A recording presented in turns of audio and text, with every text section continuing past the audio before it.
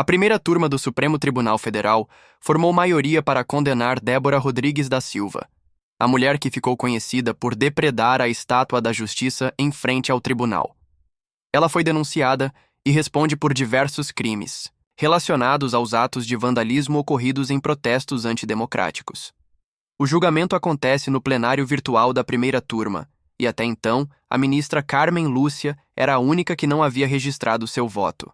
Mas na tarde desta quarta-feira, ela acompanhou o voto do relator, o ministro Alexandre de Moraes, consolidando a maioria dos 5 ministros da turma. O voto do ministro Alexandre de Moraes foi firme. Ele condenou Débora Rodrigues pelos 5 crimes apontados na denúncia, impondo uma pena de 14 anos de prisão. Além da pena de reclusão, o relator também determinou o pagamento de uma indenização por danos morais coletivos no valor de R$30 mil, além de 100 dias e multa. Crimes pelos quais Débora foi acusada. Abolição violenta do Estado Democrático. De direito golpe de Estado associação criminosa. Dano qualificado. Deterioração do patrimônio público. Ponto importante. A primeira turma é composta por 5 ministros, e para haver condenação é necessário pelo menos 3 votos. Com o voto de Carmen Lúcia acompanhando o relator, formou-se a maioria.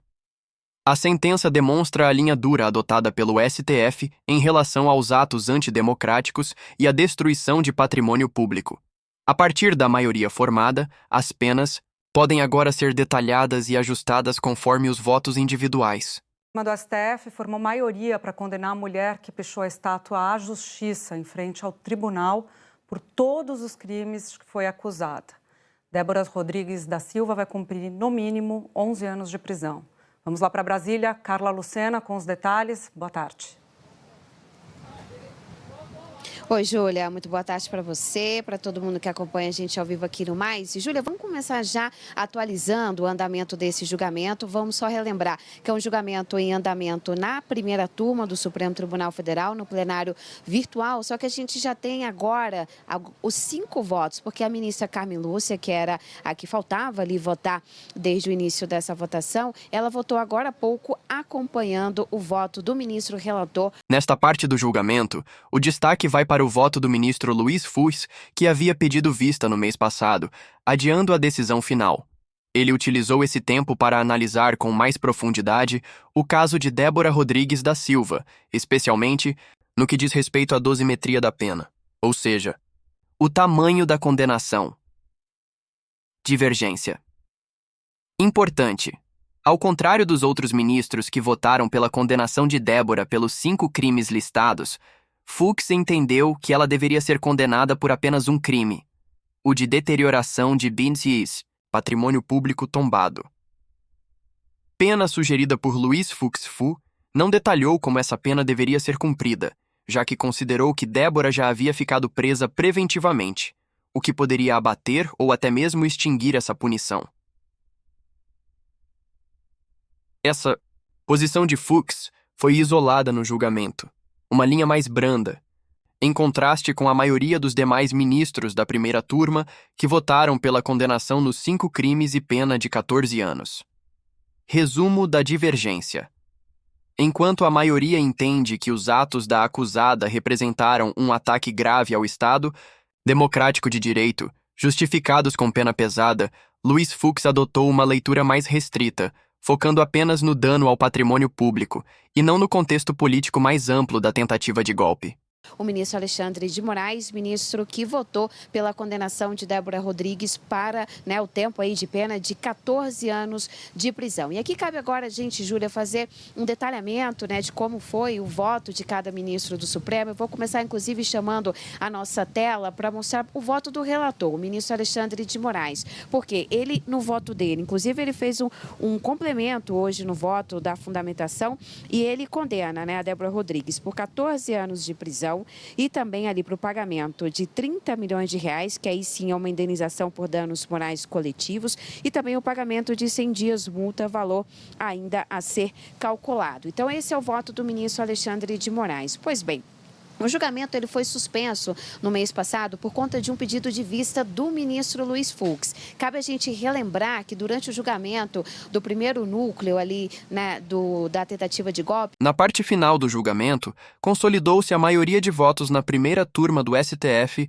para condenar Débora Rodrigues da Silva a 14 anos de prisão.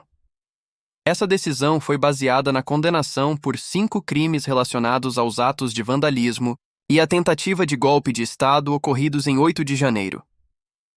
Ministros que votaram com a maioria, além de Alexandre de Moraes, Carmen Lúcia, que deu o voto decisivo que formou a maioria. Cristiano Zanin, que acompanhou a maioria, mas propôs pena um pouco menor, considerando atenuantes como a confissão e a ausência de antecedentes criminais. Outros ministros da turma também seguiram a linha dura, reconhecendo a gravidade dos atos. Crimes reconhecidos na condenação majoritária: abolição violenta do Estado Democrático de Direito, golpe de Estado, dano qualificado, associação criminosa, deterioração de patrimônio público. Tombado além da pena de prisão, Débora também foi condenada a pagar 30 milhões por danos morais coletivos, pagar multa correspondente a 100 dias multa. Valor ainda será calculado. Importância do julgamento. Esse caso é simbólico e serve como parâmetro para as próximas decisões envolvendo outros acusados dos atos antidemocráticos. A decisão do STF busca demonstrar que crimes contra a democracia e o patrimônio público terão consequências severas. O ministro chegou a citar esse caso, disse inclusive que tinha pedido vista porque ele iria avaliar justamente esse tamanho da pena. E hoje o ministro apresentou esse voto vista, ele inclusive ali, né, em relação aos 5 crimes, ele condenou a Débora apenas em um crime que tem a ver com a deterioração e também ali, né, de patrimônio público tombado, dando a ela uma pena de 1 ano e 6 meses de prisão. Ele inclusive nem chegou a falar no cumprimento de como é que seria o cumprimento, o regimento dessa pena, porque ele considerou que ela já ficou presa preventivamente. Só que o que está prevalecendo na primeira turma? E aí a gente tem os outros 4 ministros votando pelos 5 crimes. Quais são esses crimes? Abolição violenta do Estado Democrático de Direito, também dano qualificado, associação criminosa e também temos ali deterioração do patrimônio público e ali também o golpe de Estado. Então eles estão condenando por esses crimes. A única diferença, já te devolvendo, Júlia, que a gente viu no julgamento, foi uma pena um pouco menor do ministro Cristiano Zanin, porque ele considerou que ela não tinha antecedentes criminais, também por ela ter confessado. Agora resta a gente saber de fato como é que vai ficar, mas já temos aí 3 votos para condenar a 14 anos de prisão, que é a maioria lá na primeira turma. Volto contigo.